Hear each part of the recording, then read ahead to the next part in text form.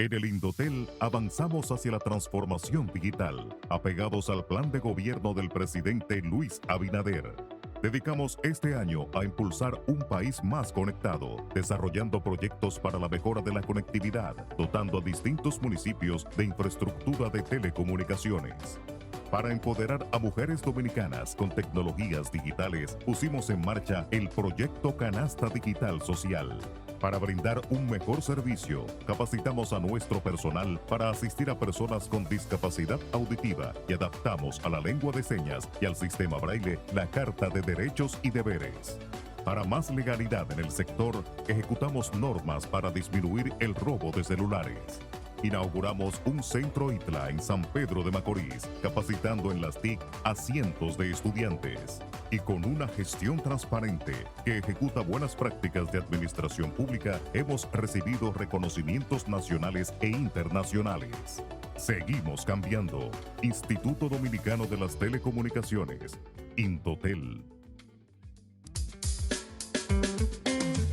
Desde ahora, Didáctica Radio. Tiempo de aprender y crecer juntos.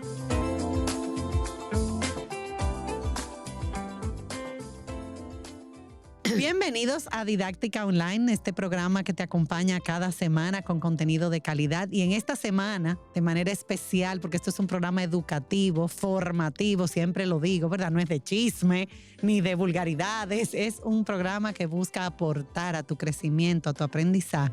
Y en esta semana que celebramos el Día del Maestro y aprovechamos para reconocer, para celebrar, para admirar la labor de ese profesional maravilloso que día a día se esfuerza por promover el desarrollo integral, el aprendizaje, por acompañar a cada niño, a cada joven. Realmente es una labor...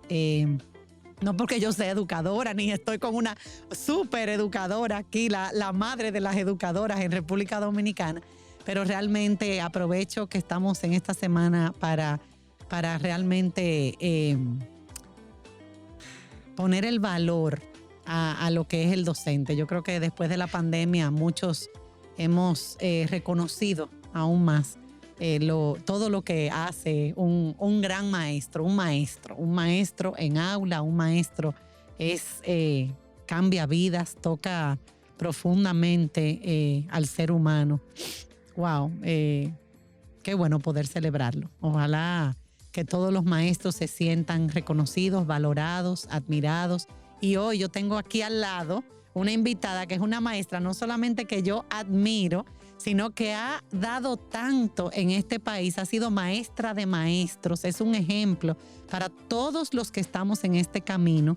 Y la verdad es que es una dicha, es un honor tener a Mercedes Hernández Camaño, Mechi Hernández, cariñosamente Mechi, con nosotros en Didáctica Online para celebrar como testimonio, compartir su testimonio y celebrar el Día del Maestro con un modelo que ha recorrido, ¿verdad? Hoy vamos a conocer un poquito, porque es un recorrido largo y con muchas experiencias y con muchos aportes. Gracias, Mechi, por estar aquí, por aceptar esta invitación y por compartir un poquito de lo mucho que tú has vivido en este ámbito de la educación dominicana.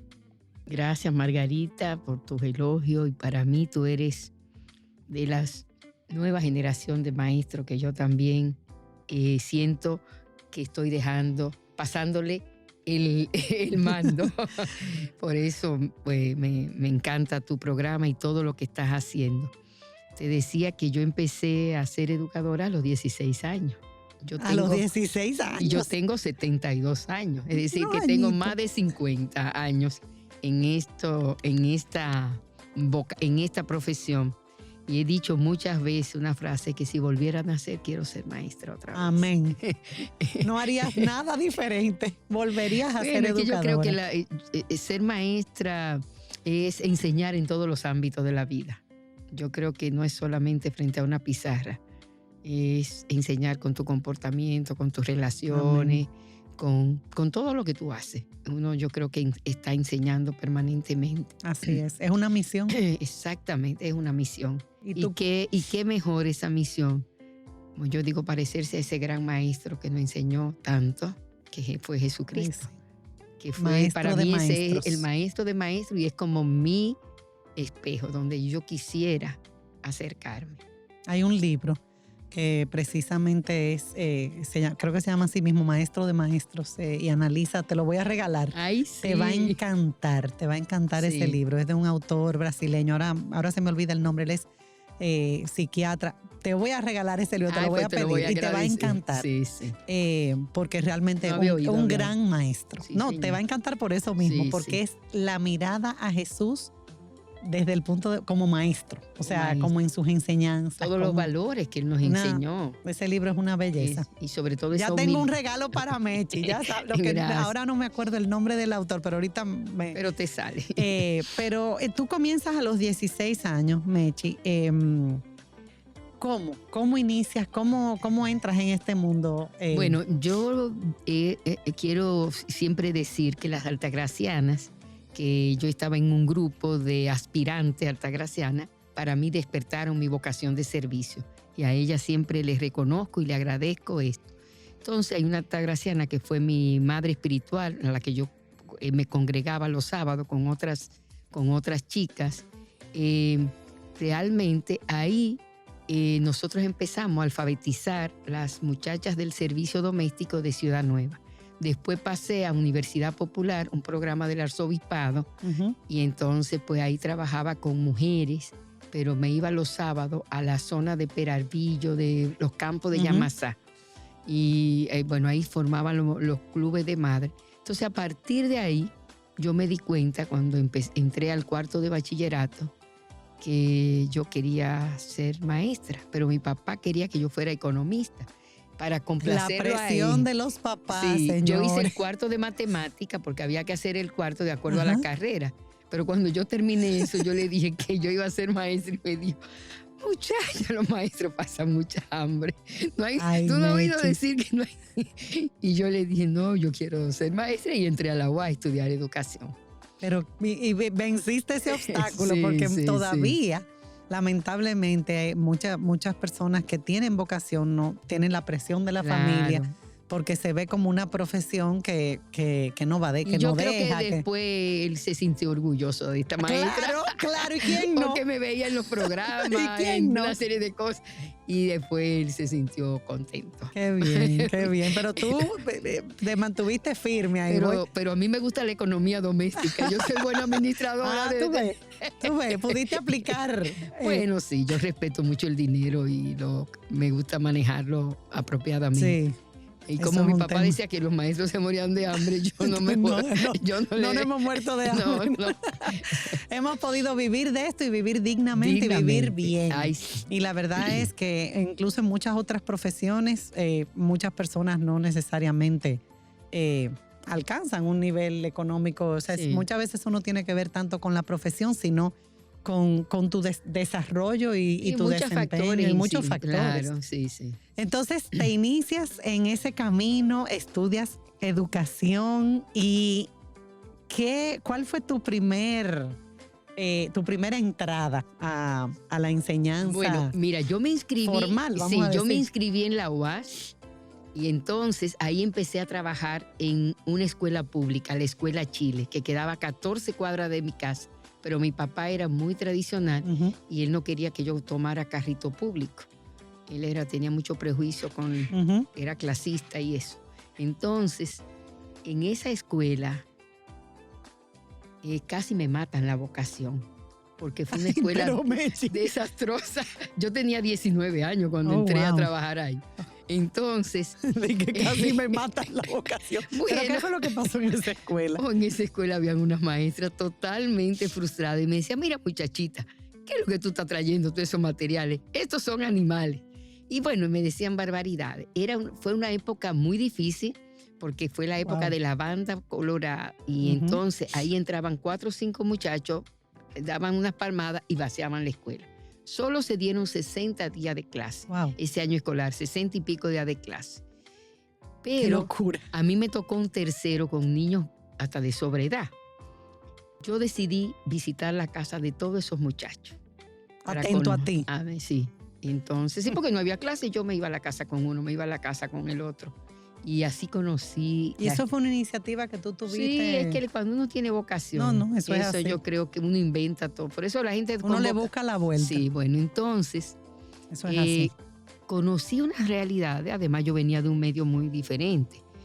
Conocí unas realidades tremendas. Uno lo fui a visitar también en el mercado modelo que cargaba a funda.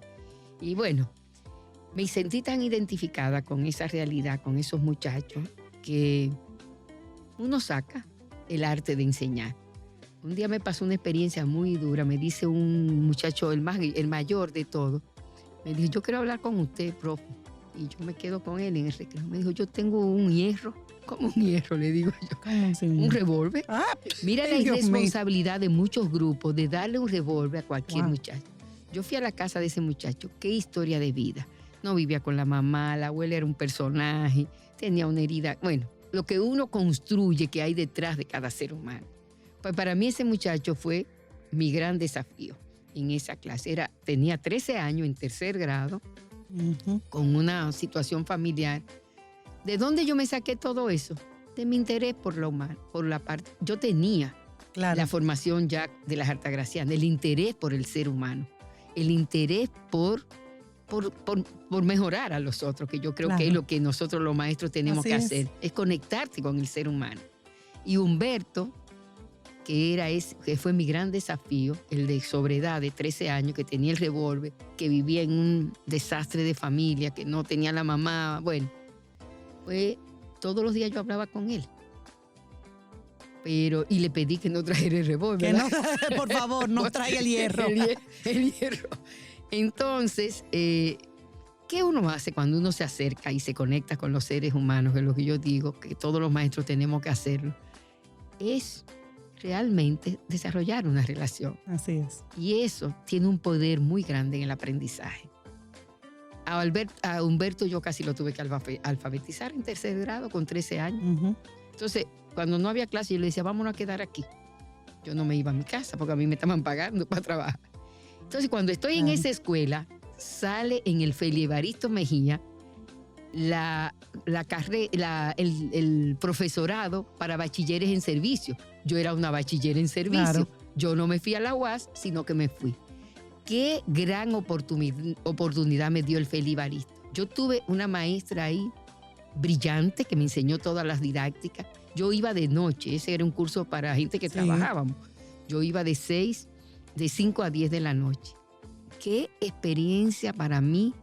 Eso fue un antes y un después. Bueno, la didáctica yo la aprendí ahí. En la Universidad Autónoma yo no aprendí las didácticas, aunque tuve maestras buenas, pero en esa... Pero ahí fue que realmente... Pero que además la directora de esa escuela, de ese recinto, que era el Félix Evaristo Mejía, fue en Santa, una española. El auditorio del Félix Evaristo lleva ahora su nombre. Esas teresianas formaban al maestro. Entonces, yo tengo ese sello de identidad de esas mujeres y de esa experiencia. Qué honor, ¿eh? Fui del primer grupo de bachilleres en servicio y tengo mi título de maestra de primera enseñanza. Pero tú sabes lo que aprender, la didáctica del dictado, la didáctica de... Sí, realmente. Cosas, te dieron las herramientas para trabajar. Qué bien. Y yo lo aplicaba en esa escuela, claro. Por desgracia no tuve toda la cantidad porque yo iba y estaba yendo a la escuela. Y por eso las maestras, ya muy mayor y parece muy desmotivada, me decían que no me apurara, que eso eran animales, que yo no iba a hacer nada con... Esas frases yo la tengo grabada en mi corazón. Mira, muchacha, tú eres muy joven, déjate de estar. Estos son animales, ellos no te van a agradecer. Y yo me quedaba así, mirándola. Qué triste. No te van a agradecer lo que tú estás haciendo. Pero yo ponía en práctica todo lo que estaba aprendiendo. Vamos arriba. Y para mí esa era mi escuela de práctica. Esa fue tu... Sí, mi espacio de practicar todo lo que yo aprendía, lo llevaba ahí. Qué bien, y de ahí... Porque de ahí yo dije, yo no sigo en esta escuela, porque esta escuela no es no me está ofreciendo nada. Entonces ahí busqué trabajo y me fui a un colegio privado, Los Benjamines, que era que era una pareja que vino de España, otra escuela para mí. Y ahí entré a trabajar en el nivel inicial. Y te enamoraste del nivel inicial. Señores, Mechi es la mamá de Creo la que mamá yo de soy la la mamá. abuela. Bueno, la mamá del nivel inicial. Mira, y entonces ahí con doña Consuelo, que también otra persona que marcó un antes y un después en mi vida, es decir, ella trajo una experiencia de España y ahí terminé Qué la bien. carrera y me encontré con Purita Sánchez en esa escuela y nosotras hicimos una experiencia en Bomba, eso fue una grado. bomba, Purita y Entonces Mechi. nosotras trabajábamos, yo conocí a Purita antes porque ella era Ah. vecina de mi abuela en Ciudad Ajá. Nueva.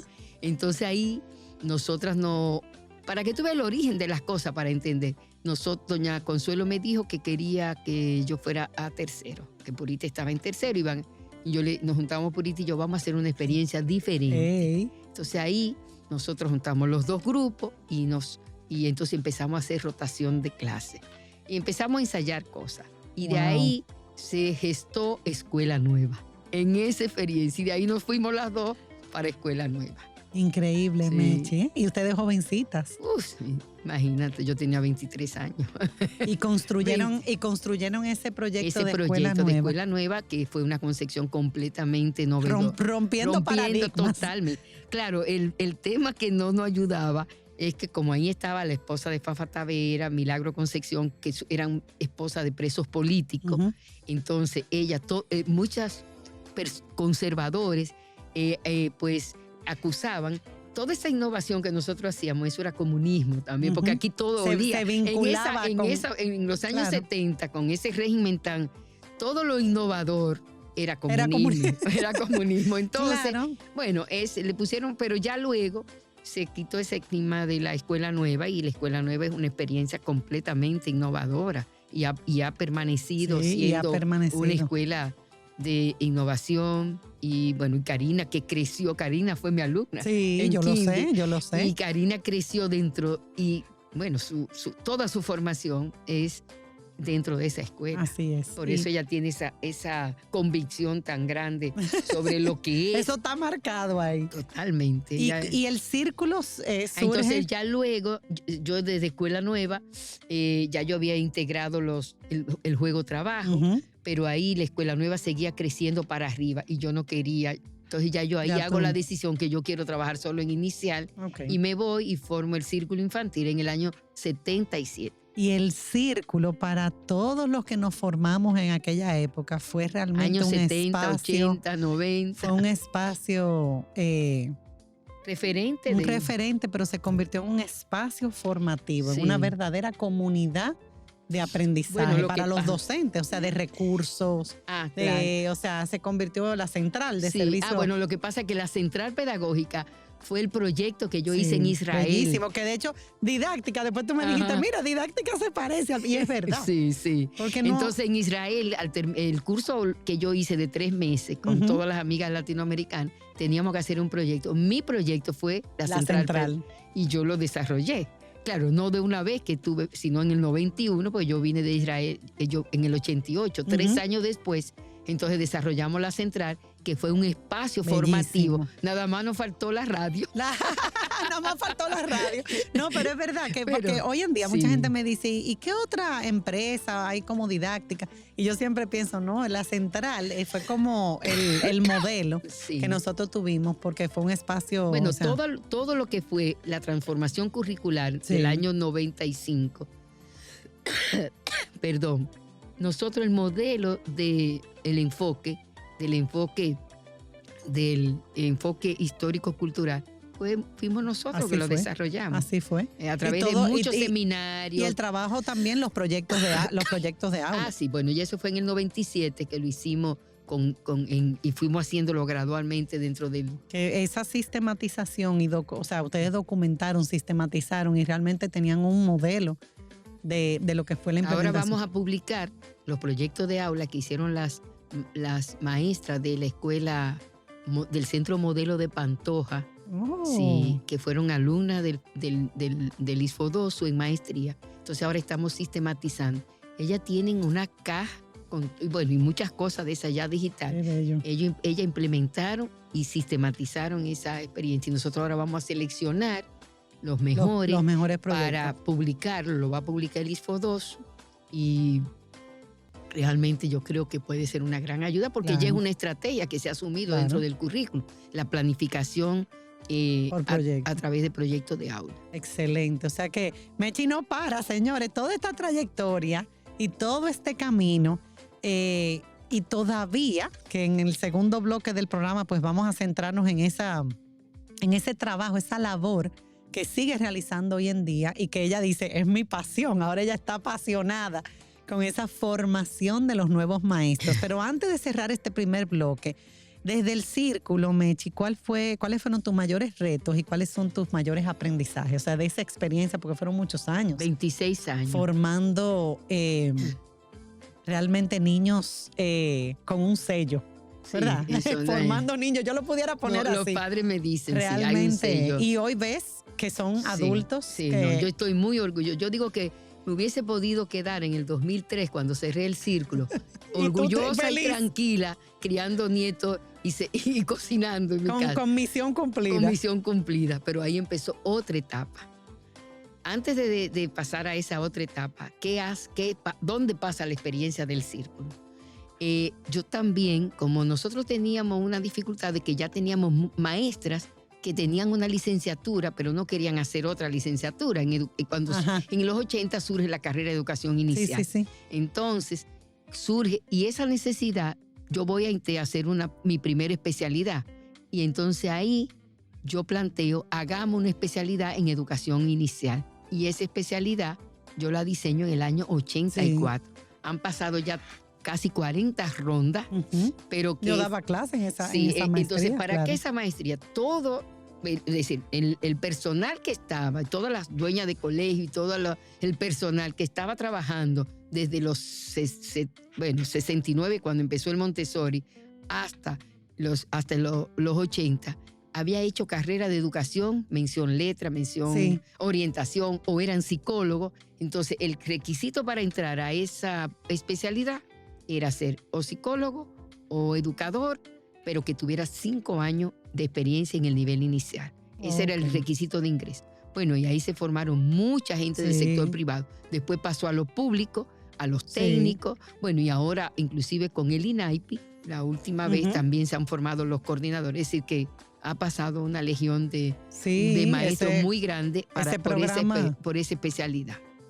Bueno, se nos fue el tiempo del primer bloque. No se pueden ir porque cuando continuemos vamos a conocer esta nueva etapa de Mercedes Hernández Camaño. Es la mamá, la abuela, lo que tú quieras decir, pero ella realmente es un referente, una persona a la que todos los que estamos en este ámbito de la educación no solamente admiramos, sino que su trabajo ha sido una guía, ha sido un modelo y no solamente, bueno, en cada uno de los espacios, porque luego del círculo vino otra etapa, después de 26 años en el círculo, en el que, y con la Central de Servicios Pedagógicos, o sea, que hizo una labor maravillosa y luego pasa ya a otro espacio. Y vamos a conocer más sobre esa nueva etapa de Mechi Hernández en el segundo bloque. Así que no se pueden ir, sigan con nosotros.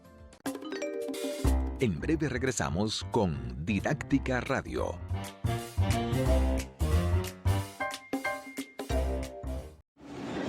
Aquí, allí, pa' nuestra gente, con tu subagente, popular presente, puesto pa' servir, puesto pa' la gente, con tu subagente, popular presente. Paga la tarjeta en el local de la vecina, recarga tu saldo en el colmado de allá arriba, el préstamo que tengo lo pago aquí en la esquina, ese dinerito en la tienda se retira, para retirar FT, para recargar tu cel, pa' que puedas recibir tu remesa también. Aquí, allí, Subagente popular, puesto pa' nuestra gente. popular presente.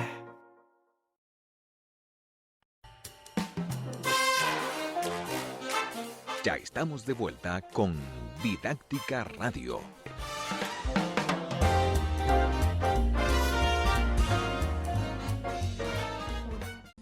Continuamos con Didáctica Online en la segunda parte de este súper mega programa. Un honor, un privilegio tener a Mechi Hernández aquí con nosotros en Didáctica Online para celebrar el Día del Maestro y reconocer esa gran labor.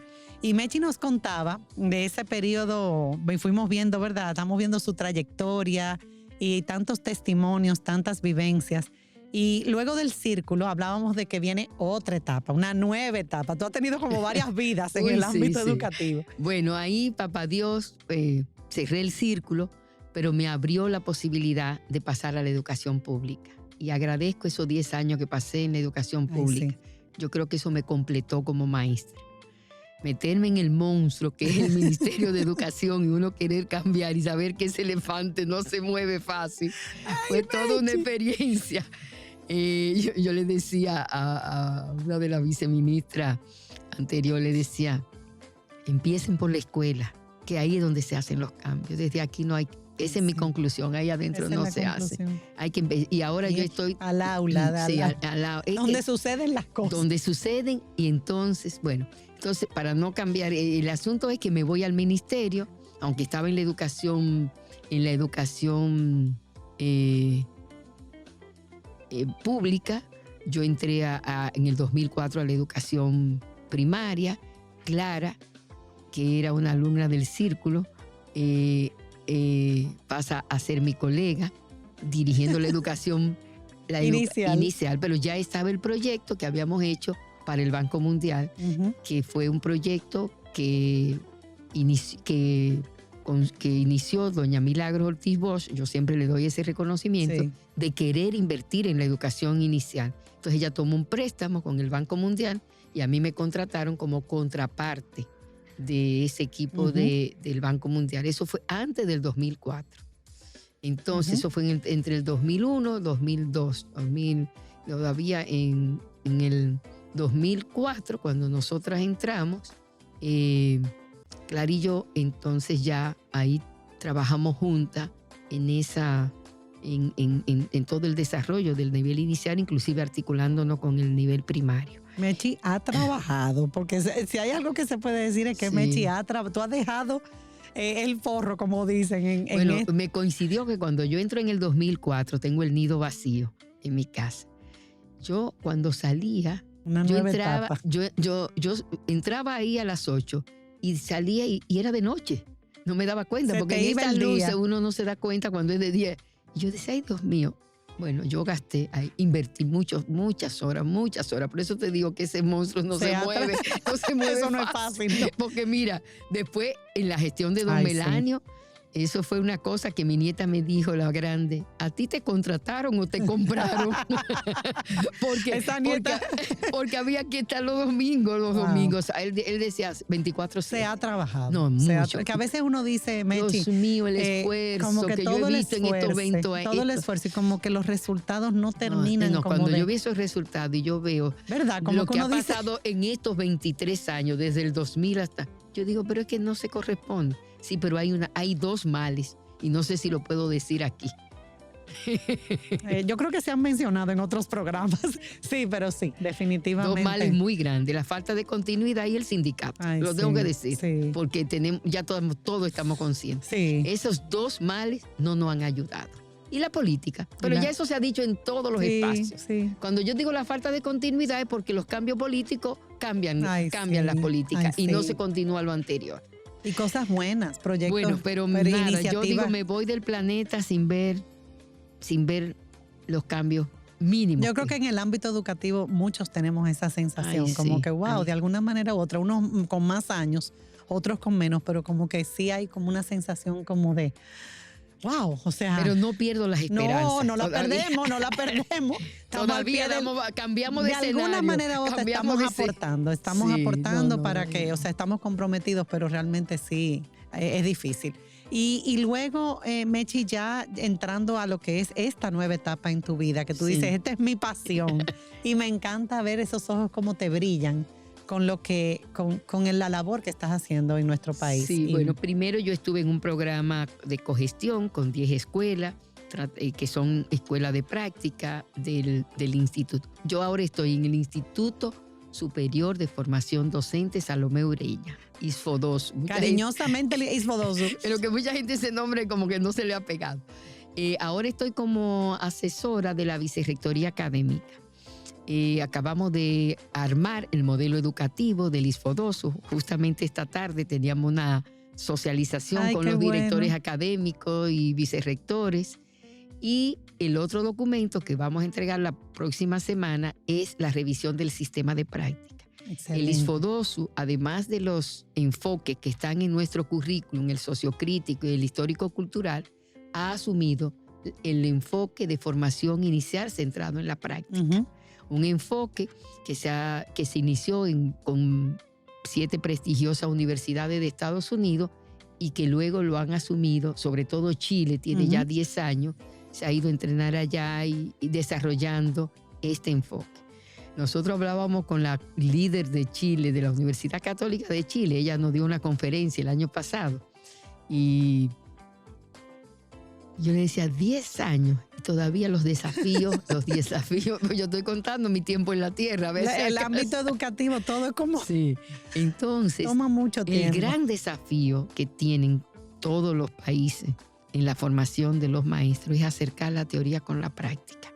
Y en el caso del ISFODOSU, sus documentos sobre la práctica declaran que la práctica es el eje fundamental de la formación. Entonces nosotros estamos haciéndole honor a ese eslogan, como yo le llamo. Aparte de su misión. Esa es su misión. Bueno, además que el ISFODOSU es la que forma a los maestros para el Estado. Claro.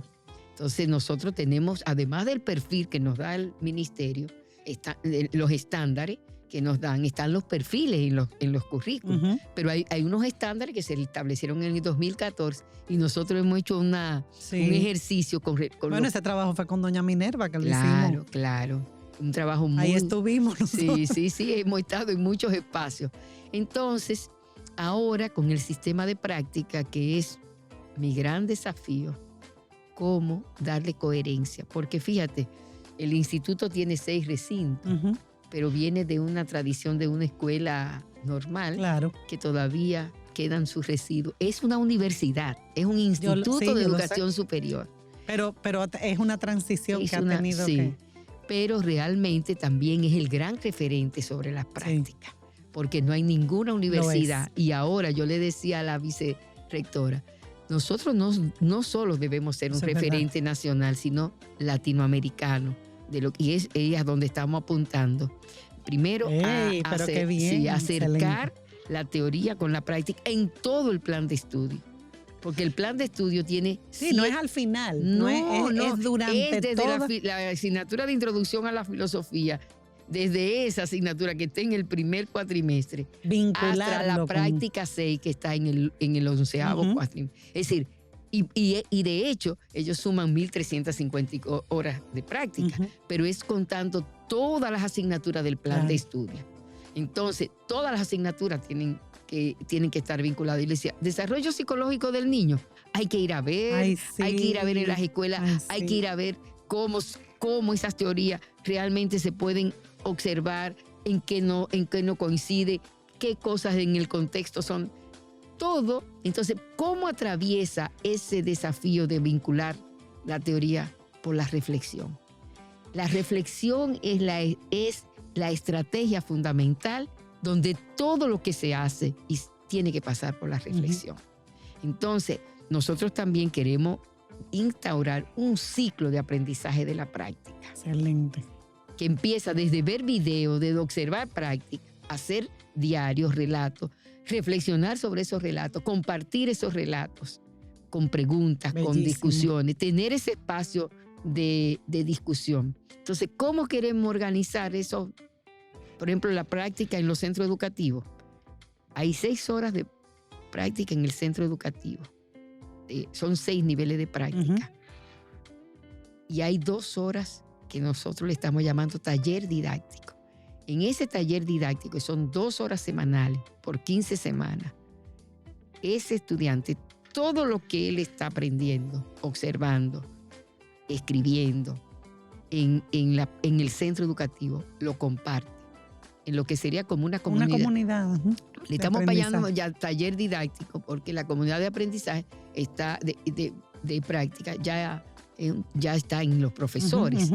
Entonces, son varios desafíos que tenemos. Entonces, ¿cómo ese taller didáctico, que cada práctica tiene una cantidad de actividades para hacer en ese taller didáctico, porque cada práctica tiene un énfasis? Claro. Entonces, El otro gran desafío es el vínculo con el centro educativo. Porque el centro educativo es el otro formador. Claro. Y todavía no hemos hecho la suficiente coordinación, la suficiente alianza, la suficiente relación, planificación y organización conjunta para que esos centros realmente se conviertan en aliados de la formación. Porque empezando que le estamos llamando maestro tutor. Ese maestro tutor que le vamos a ofrecer lo que es parte de la universidad, formación, actualización, pasantías, reconocimiento, y hasta estamos pensando un incentivo económico. ¿Por qué? Porque ese maestro está trabajando también para nosotros, porque él tiene que, además de observar, tiene que retroalimentar, tiene que participar junto con el profesor de práctica, el practicante, unos espacios de reflexión. Bellísimo, porque se genera un real... Claro, es que el maestro del aula es el que tiene realmente el conocimiento de la aplicación del currículum. Y tú sabes que tú que me has mencionado mucho, que lo vamos a hacer el encuentro para conversar sobre Finlandia. Cuando visitamos una universidad, que fuimos a uno de los centros que son de práctica, o sea, de formación, y vimos cómo ese docente asume ese rol, ese docente del aula, una cosa increíble, acompañando, o sea, trabajando de la mano con ese docente que está haciendo su práctica. Con el practicante y con el maestro de práctica. Eso lo acabamos de ver en Israel. Por eso yo vine ahora, pero si yo creía en eso, ahora confirmado, y tú me lo acabas de confirmar. Pero fíjate que son países desarrollados que ya han logrado eso. Nosotros ahora vamos a hacerlo paso a paso, pero a paso de vencedores. Sí, pero ya muchos han logrado. Sí. Ustedes tienen una experiencia desde el ISFODOSU que sirve ya, y ojalá, porque el ISFODOSU es una de las instituciones que forma maestros, que forma para el Estado. Es la única universidad, es la única que solo hace ese trabajo. Pero tenemos 20 y pico de universidades que forman maestros, y el ideal, ¿verdad? A lo que deberíamos aspirar es que ese modelo que ustedes están de práctica pueda llegar a las demás universidades. Fíjate, nosotros tenemos una ventaja, que el estudiante nuestro está de 8 a 4. Sí. Que eso no sucede en la educación privada. Sí, es una ventaja. Fíjate que ellos tienen, aparte del plan de estudio, 2 diplomados. Claro. Uno en tecnología y otro en inglés.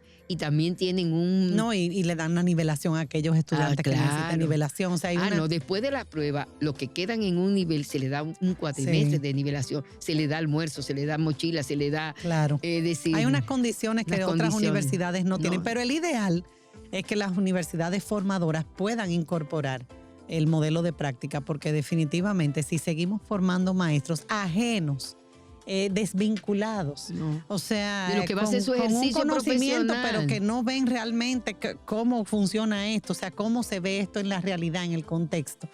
Definitivamente no, o sea... Una de las cosas que planteamos en el taller didáctico, donde además de ver videos, va a tener simulaciones, excelente, va a tener microenseñanza. Vamos a ver ahora este pedazo de la clase, el inicio. Sí. Vamos a practicar el cierre, es decir, las partes.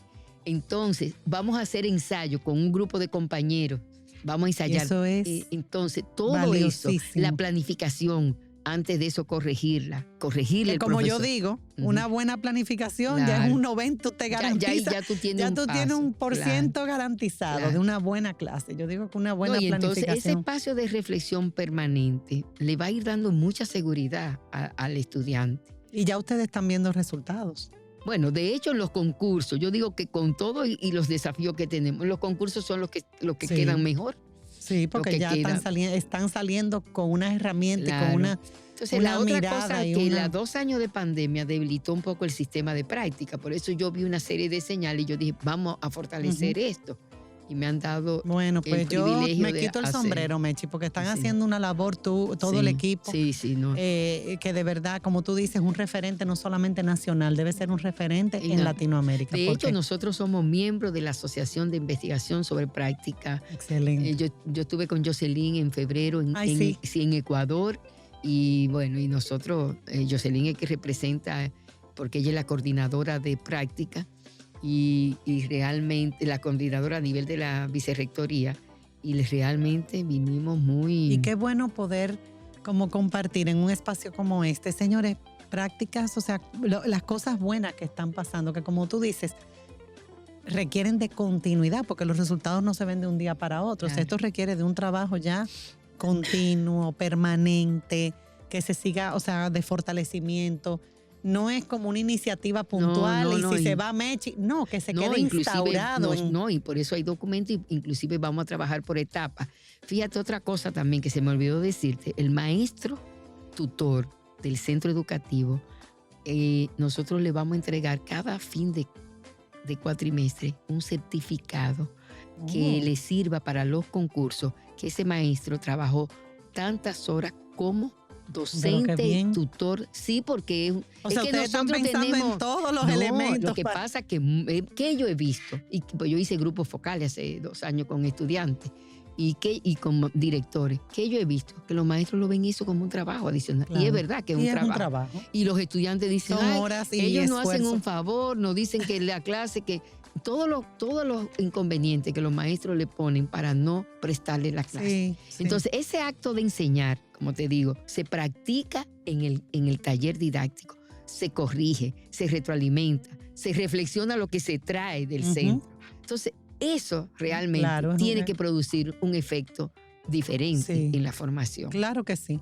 Y esperemos que sí, ¿verdad? Porque la verdad que necesitamos un cambio y yo creo que estas iniciativas deben conocerse, replicarse.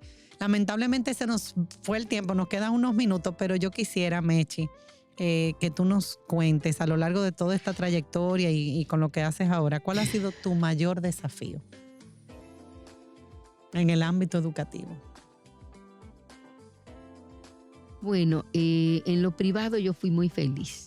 En esos 26 años yo decía que Papá Dios me regaló un pedacito del paraíso. Y realmente voy a hablar de mis grandes satisfacciones. Esa generación de maestros, padres y niños que se formaron en el círculo, porque era una escuela que atendía a los 3 actores. Mi gran desafío fue ir a la educación pública. Y no entendí la lógica de lo político.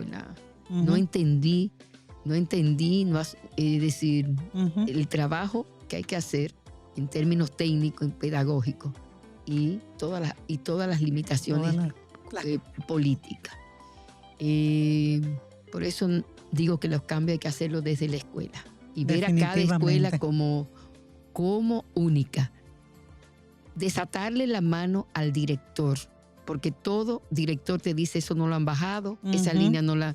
Entonces esos son los amarres de las manos de ese líder que queremos que sea, pero no le permitimos que actúe como líder, que tenga iniciativa, que haga las cosas de acuerdo al contexto. Que gestione, que ocupe su tiempo para gestionar una escuela centrada en los aprendizajes. Mi función, y eso nosotros lo vivimos en las 10 escuelas de cogestión, ese disco rayado. Mi gestión es en función de que los estudiantes aprendan, que los maestros enseñen, eso fue como un disco rayado. Un disco rayado, no me salgo de ahí. No. Y antes de cerrar, Mechi, tu mayor satisfacción y un mensaje a todos los educadores, todos los que estamos en este ámbito educando. Mi mayor satisfacción a lo largo de todos estos años. Son muchas, pero algo que tú pudieras... una cosa que me gusta y me apasiona. Recibir la retroalimentación de tanta gente que han vivido esta experiencia y que la valoran. Yo creo que eso... Ver los frutos, ¿verdad? Ver los frutos de los niños que pasaron por el círculo, las maestras que pasaron por el círculo, que todas tienen un rol muy importante. Esas tienen un sello. Un sello, como decía don Melanio, las circuleras.